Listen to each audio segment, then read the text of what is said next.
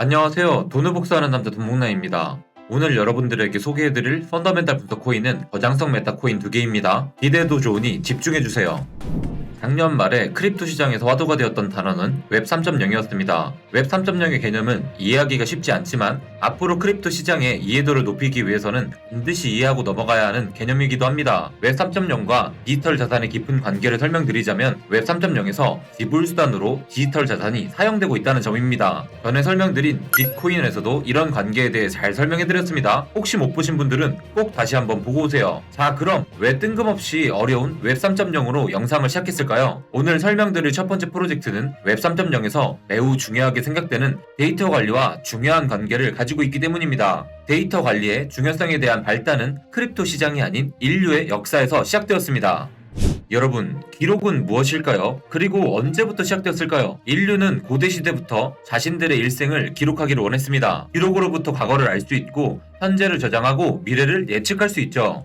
과거를 지배하는 자, 미래를 지배하고 현재를 지배하는 자, 과거를 지배한다. 조지 오웰 소설의 1984에서 나오는 대사입니다. 현재를 지배하는 자가 모든 것을 지배할 수 있다는 것을 알려주는데요. 현재를 지배하기 위해서는 현재 일어나는 정보를 지배할 수 있어야 합니다. 그 정보를 우리는 기록이라 부르고 지금까지 역사를 보면 대부분 문서 또는 책의 형태로 기록되어 왔습니다. 하지만 역사적으로 볼 때 기록을 통제하여 현재를 지배하게 되는 경우 인류 역사에 대재앙이 일어난 것을 알 수 있는데요.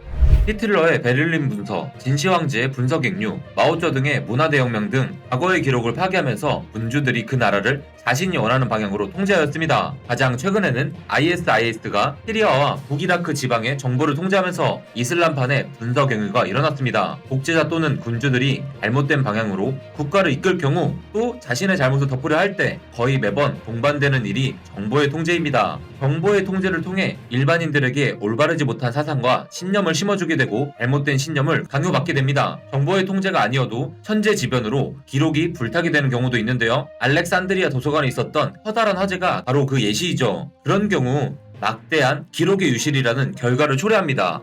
분서객류를 통한 정보의 통제는 어떤 결과를 가지고 왔을까요? 1821년 독일의 시인 하이네는 책이 불탄 곳에서 결국 사람들이 불타게 된다라고 말을 하고 있습니다. 앞선 예시의 3명의 군주도 정보의 잘못된 통제, 검열, 삭제, 수정 등으로 인류 역사에 큰 재앙을 불러왔습니다. 앞서 말씀드린 소설 1984년에도 비슷한 말을 합니다. 현재를 중심으로 과거는 끊임없이 바뀐다고 말하는데요. 현재 사건에 맞추어 과거의 기록이 수시로 바뀌게 되고 사람들도 그 기록에 맞추어 계속 새로운 기록이 주입되도록 강요되는 것이죠. 팩트는 변하지 않아도 기록이 바뀌게 되면 기억되는 것은 기록뿐이기 때문에 결국 사람은 현재의 기록만을 의지하면서 살아갈 수밖에 없는 거죠. 방금 말씀드린 내용이 너무 섬뜩하지 않나요? 끔찍한 내용의 연속이어서 저도 마음이 매우 무거워지고 있습니다. 하지만 고대 시대부터 존재하던 정보의 통제에 대한 문제를 해결하려는 프로젝트가 있는데요.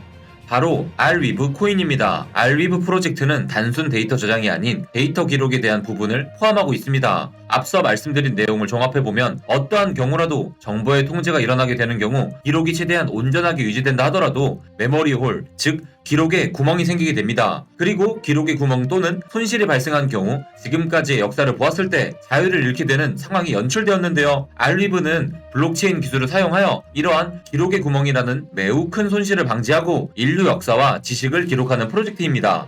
알위브는 탈중앙화된 데이터 저장 서비스를 제공하며 심지어 디앱과도 운영이 가능합니다. 파일코인, 스토리지, 시아코인과 같은 다양한 데이터 저장 서비스들이 있지만 알위브는 기존의 서비스들과 다른 특별함이 있습니다. 매우 똑똑하고 신기한 수학 계산식을 사용하고 있는데요. 알위브 팀은 지난 몇십 년 동안 데이터 저장을 위한 비용이 계속 절감된다는 점에서 아이디어를 얻었습니다. 현재 1GB를 저장하기 위해서는 매년 30% 정도 비용이 감소하고 있는데요. 그렇기에 매년 더 값싼 비용의 데이터를 저장할 수 있고요. 클라우드 서비스도 많이 나오게 되죠. 알리브는 이 비용을 1년 단위가 아닌 200년 단위로 계산하여 사용자들에게 비용을 청구합니다. 조금 안전하게 계산하기 위해서 매년 감소하는 비용의 비율이 30%가 아닌 0.5%로 바꾸어서 계산하게 되는데요. 결과적으로는요. 영구적인 데이터 저장을 위하여 1GB당 15달러를 내야 하죠. 알리브는 현존하는 탈중앙 데이터 저장 서비스와 중앙화 저장 서비스에 비해 많이 비싼데요. 하지만 15달러를 내고 데이터를 유실하지 않고 영구적으로 저장할 수 있다는 점을 생각해보면 그다지 비싼 가격이 아닐 수 있습니다. 생각해보세요. 앞서 말씀드린 데이터 유출로 인해서 인류의 재앙이 심각했죠. 알위브에 저장된 데이터는 삭제, 수정되지 않고 영구적으로 원본 상태를 유지합니다. 수정을 하게 되는 경우에는 원본의 사본을 만들어 수정을 한 후 저장하기 때문에 원본은 변함없이 그대로 유지되는 거죠. 이렇기에 앞서 분석행위 사건을 통해 예시로 말한 인류의 재앙을 방지할 수 있는 기록 시스템이 생기게 되는 거죠. 하지만 분명히 알위브의 단점도 존재합니다. 데이터 저장 공간이 파일 코인에 비해 턱없이 부족한 것이죠. 파일 코인은 무려 1000만 테라바이트의 저장 공간을 가지고 있고요. 반면에 알리브는 10테라바이트 정도의 저장 공간을 가지고 있습니다. 하지만 대부분의 블록체인 산업이 해결책을 제시하는 것처럼 알리브 또한 그렇습니다. 어떻게 해결되냐면요. 사용자가 늘어나면 기하급수적으로 저장 공간이 늘어나게 되는 거죠. 그 기술을 가능하게 하는 것은 접근 증명 방식으로 이루어지는 블록 직조에서 나옵니다. 영어로 위브는 천을 짜다라는 의미를 가지고 있는데요. 기존의 블록체인 기술은 체인처럼 일렬로 연결되지만 블록 직조는 기존의 블록 중 리콜 블록을 사용하여 천을 짜는 형태로 이어지게 됩니다. 그래서 위브, 즉 짜다라는 말이 완성이 되는 거죠. 그리고 타 프로젝트와 다르게 분산된 하드디스크가 아닌 블록 직조에 직접 데이터를 기록하게 됩니다. 직조를 짜는 사람들 또는 사용자들이 늘어나면 저장 공간도 늘어나지만 현재로서 저장 공간이 타 프로젝트와 비교하여 턱없이 부족합니다. 그래서 더 압축되어 데이터가 저장되고 훨씬 더 소중하고 가치 있는 정보가 모이게 됩니다. 앞으로 알위브에 저장될 정보들의 가치가 보이시나요? 정보들 뿐만이 아닙니다. 블록체인에 스마트 컨트랙트와 비슷한 기능을 하는 스마트 위브 기능도 최근 도입하였습니다. 이것은 알위브에 또 다른 방향을 심어주고 있는데요. 자체적인 DF 생태계입니다. 이제 돈뱀이라면 커뮤니티의 힘과 생태계가 매우 중요하다는 것 다들 알고 있을 텐데요. 알위브도 그런 커뮤니티와 생태계를 지속적으로 만들어가고 있습니다. 그리고요, 이 친구들이 생태계 이상으로 대단한 파트너십을 형성하고 있는데요. 2021년도는 솔라나의 해라고 해도 과언이 아닐 정도로 정말 큰 상승을 보여줬습니다. 17,000%나 상승했어요. 그 거대한 상승이 일어나기 약 한 달 전 솔라나와 알위브가 파트너십을 맺었습니다. 솔라나의 사용량이 증가할수록 그 네트워크 상의 데이터량도 훨씬 증가하게 될 것입니다. 그 데이터를 보존하기 위해 솔라나는 자체적인 탈중앙 데이터 서비스를 만드는 대신 알위브를 선택했습니다. 이렇게 중요한 파트너십 때문에 두 코인 간의 가격적인 부분도 매우 커플링을 보여주고 있는데요. 근데요, 솔라나가 전부가 아닙니다. 작년 11월에 알리브는 폴리곤과 파트너십을 맺으며 매틱 토큰을 사용하여 알리브의 데이터 업로드를 가능하게 하였습니다. 이 파트너십은 양쪽에게 이득이 되는 파트너십으로 보여지는데요. 폴리곤은 탈중앙 데이터 저장 서비스를 얻게 되었습니다. 알리브는 이후 스마트 컨트랙트가 알리브 네트워크 상에서 더욱 활용될 수 있는 새로운 가능성이 열리게 된 거죠. 많은 거대 프로젝트들이 알위브에 주목하는 이유는 단연 기록의 영구성 때문입니다. 맞아, 생각해보세요. 요새 NFT 난리도 아니죠? 작년과 올해 아마도 NFT의 한 해일 겁니다. 100만원짜리부터 1억까지, 10억까지 정말 다양한데요. 그 비싼 NFT를 샀는데 몇 년 후에 확인해보니 데이터가 유출되었다고 생각해보세요. 와, 끔찍합니다. 알리브는 한번 기록하면 영구적이기 때문에 그 가치를 더욱 인정받고 있습니다. NFT 시장이 커지면 커질수록 알리브도 당연히 주목을 받을 수밖에 없겠죠? 알위브 프로젝트의 투자처 중 중요한 것은 안드레슨 호로비치와 코인베이스 벤처스입니다. 그 중에 주목해야 할 부분은 안드레슨 호로비치입니다. 리드 투자자로 참여하여 알리브의 큰 잠재력을 기대하고 있습니다. 또한 코인베이스 벤처스가 투자에 참여했지만 아직 코인베이스에 상장되지 않은 것으로 알려져 있죠. 작년 1월 코인베이스가 발표한 상장 고려 대상 중 알리브도 있었으니까요. 올해 코인베이스 상장 빔 기대해봐도 좋지 않을까요? 이 코인의 가장 큰 단점은 국내 거래소엔 상장이 되지 않았다는 점입니다. 현재로선 해외 거래소에서만 거래가 가능하고요. 거래량이 많이 나오는 바이낸스에서 거래하는 것이 좋겠네요. 코인베이스뿐만 아니라 빗썸, 업비트 상장빔도 기대가 가능해 보이는 코인이죠. 현재 바이낸스에서 $60 선에서 거래되고 있고요. 추세를 이어간다면 전고점 돌파도 어렵지 않아 보이니 참고하시길 바랍니다. 자, 이어서 오늘의 두 번째 코인에 대한 이야기를 해드리겠습니다. 여러분들은 공유경제라는 말을 들어보셨나요? 공유경제는 사람들 간의 협동 및 나눔을 기반으로 하는 서비스입니다. 기본적으로 한 번 생산된 제품을 다른 사람과 함께 공유하여 사용하는 방식으로 자동차, 공간, 의류, 도서와 같은 형태가 있는 유형자원에서 시작되어 시간, 재능과 같이 형태가 없는 무형자원 개념까지 점차 확대되고 있습니다. 이러한 공유경제는 4차 산업혁명 시대에 촉망받는 서비스인데요. 대표적으로 공유경제를 이용하는 서비스는 에어비앤비가 있습니다. 집주인이 이용자에게 일정 기간 동안 집을 대여해주고 돈으로 보상받는 서비스죠. 블록체인에도 공유경제를 기반으로 만들어진 프로젝트들이 많은데요. 12월 31일에 소개해드린 일드길드 게임즈의 경우에도 NFT를 가지고 있는 사람이 돈이 없어 NFT를 가지지 못하는 사람에게 빌려주는 공유경제를 바탕으로 만들어진 프로젝트인데요.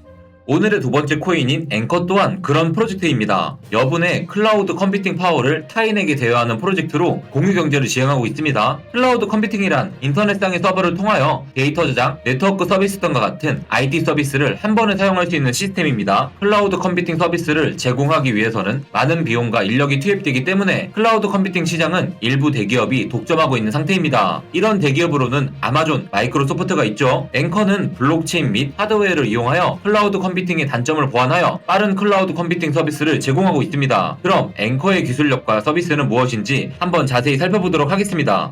앵커는 멀티체인 플라즈마 기술을 사용하고 있는데요. 메인 체인에서 파생된 하위 체인을 활용하는 멀티체인 플라즈마 기술을 통하여 블록체인 사이즈를 줄이고 최소한의 데이터를 메인 체인과 동기화합니다. 이를 통하여 수수료를 절감하고 보다 낮은 비용으로 클라우드 컴퓨팅 환경을 제공할 수 있습니다. 또한 플라즈마 기술은 폴리곤에서도 사용하고 있는 기술로 뛰어난 확장성이라는 이점을 가집니다. 앵커는 유용 작업 증명인 합의 알고리즘을 사용합니다. 이 작업 증명은 기존 비트코인의 작업 증명 방식의 에너지 비효율성을 개선하여 에너지 효율성과 보안성을 동시에 제공합니다. 이는 새로운 블록을 생성할 때 해시 알고리즘을 푸는 방법이 아니라 실용적인 컴퓨터 수요를 활용하기 때문에 가능합니다. 기존의 작업 증명 방식은 알고리즘을 푼 채굴자에게만 보상을 주는 반면에 유용 작업 증명은 앵커 블록체인에서 컴퓨팅 파워를 제공하는 모든 유저에게 보상을 제공합니다. 앵커의 주요 서비스 중 하나는 웹 3.0 앱 개발자에게 사용하기 편리한 API를 제공하는 것입니다. 올인원 웹사이트를 통하여 인기 있는 블록체인의 앱 개발에 필요한 노드를 손쉽게 제공하여 접근성을 높여줍니다. 이더리움은 지분 증명 방식의 마이그레이션으로 인하여 더 많은 사용자 및 개발자 활동이 예상되므로 앵커 서비스 이용자 수가 늘어날 것으로 보여집니다. 또한 API 서비스가 제공되는 블록체인도 지속적으로 늘어나고 있습니다. 또 다른 서비스로는 스테이크파이가 있습니다. 스테이크파이는 디파이에 스테이킹된 토큰의 유동성을 제공할 뿐만 아니라 스테이킹 보상을 채권을 통해 또 다른 디파이에 연결할 수 있게 해주는 서비스입니다. 여러분, 만약에 여러분이 일반적인 디파이에 이더리움을 스테이킹하게 된다면 예치한 자산이 묶이는 대신에 이자율을 받을 수 있습니다. 스테이크파이에서는 이더리움을 스테이킹하면 묶이는 것과 동일하지만 AETH라는 유동성 채권을 제공하고 이 채권을 통하여 다른 디파이에 또다시 사용할 수 있습니다. 즉, 스테이크파이에서 이더리움을 스테이킹하여 이자를 받고 받은 AETH를 또 다른 디파이에서 거래를 하거나 예치를 할 수 있는 것입니다. 스테이킹으로 묶여있는 자산을 활용할 수 있다는 점에서 엄청난 메리트가 있어 보입니다. 현재 이더리움과 바이낸스 코인은 정식 서비스를 제공하고 있고요. 폴리곤, 아발란체, 폴카닷, 쿠사마 코인에 대해서는 베타 서비스를 진행 중입니다. 4가지 코인에 대해서도 정식 서비스가 제공된다면 TVL의 급상승도 예측해볼 수 있겠네요.